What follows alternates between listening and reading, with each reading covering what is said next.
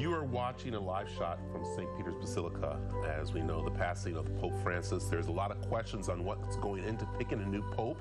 And here to help us understand how they will pick the next leader of the Catholic Church is Father John. How are you? Brad, I'm doing great. Yeah, good to be with you.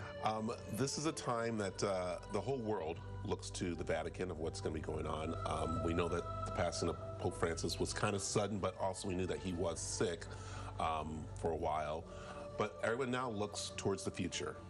And you had the pleasure of being there actually for his conclave that went on. So let's talk about what goes on. So I know right now there is a 4 to 6 day period before they bury him. Why is that? Right, there's a 9-day period of formal mourning, and then you're right, the 4 to 6 day thing is when the funeral for the Pope happens. So somewhere between 4 to 6 days. We know now it'll be this coming Saturday at St. Peter's Basilica in Rome. And then the conclave to elect the next pope will happen a few days after that, usually 9 to 15 days after the death of the pope. So, and then the conclave takes, they say, anywhere from 15 to 20 days to be going on. But for Pope Francis, it was just 24 hours. You were very lucky to get there. And before we talk about what goes on in the conclave, let's talk about you being there, because this is a very interesting story that you had no plans on being there for it. Yeah, I mean, I'm a Phoenix boy, so a friend of mine said, you know, one of my bucket list items is I want to be in Rome for the election of a pope. And so on kind of a whim, we just basically hopped on a flight, went out there, and did a little bit of like media things, that kind of stuff. But we were there for basically 3 different ballots. You know, I wasn't in Sistine Chapel. Only the cardinals get to be in there. Yeah. But you know, we're out in the square. The black smoke comes out a few times, and then on the last ballot that I was there for before I had to come back to Phoenix, the white smoke came out. It was in the evening. It was so memorable. It was raining. It was cold. And then when Pope Francis came out, like literally the clouds kind of opened up, the stars came out. And you know, the rest is history. But it was just it was a life-changing moment for me. Man, I'll never forget it. One of the greatest days of my life.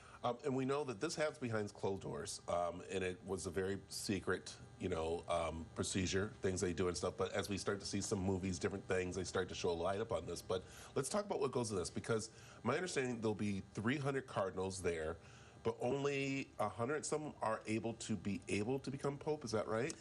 Right. There's over 200 cardinals in the world, so they'll be there. I think the number is around 135 that are under the age of 80. So if you're a cardinal and you turn 80, you can go to the conclave, but you're not what they call a cardinal elector. So you have to be a cardinal under the age of 80 years old to cast a ballot for the next pope.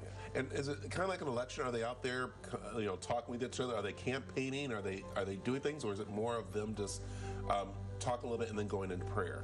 Well, they start taking an oath of, there's a big mass at St. Peter's. It's called a mass for the election of a Roman pontiff. They make an oath of secrecy, and then after that mass, they process into the Sistine Chapel.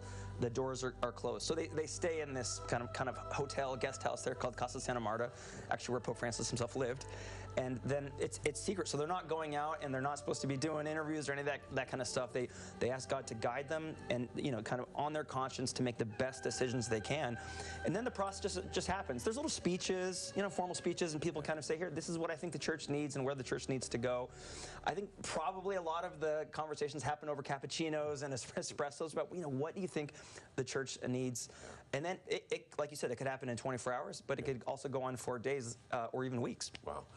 Let's also mention that this time the world looks to the Catholic Church in a lot of different ways. It's so amazing that different religions actually look to the Pope, look to the Vatican.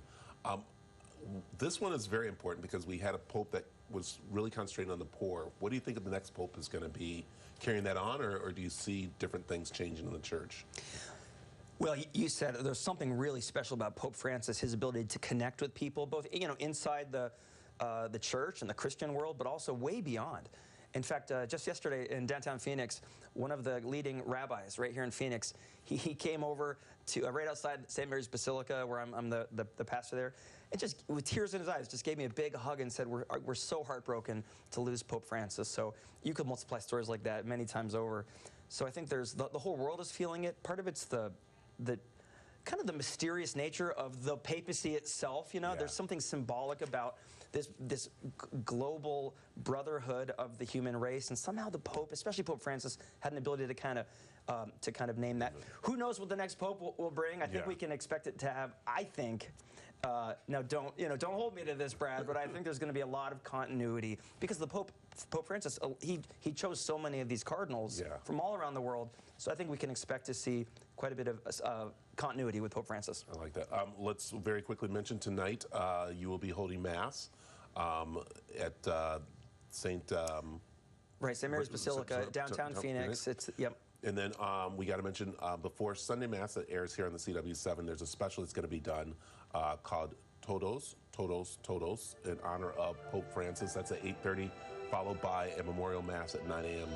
That people can come to. So. Yeah, the whole community, Catholic and not Catholic. So this Mass tonight at the Basilica, 6 p.m. It's just a special Mass to give thanks to God for Pope Francis and to pay him our respects right here in Phoenix and in Arizona. And we're really proud of this basically documentary about Pope Francis, but connected to people right here in Phoenix, the impact that he had on people who knew him and met him, and that'll be 8:30 in the morning on Sunday morning right here on CW7. I like it. Father, thanks for joining us this morning. Thanks, Brad. Thanks for having me. There is more information on what we talked about for the upcoming Masses over on the CW7AZ.com. Come on back. We got more mix after this.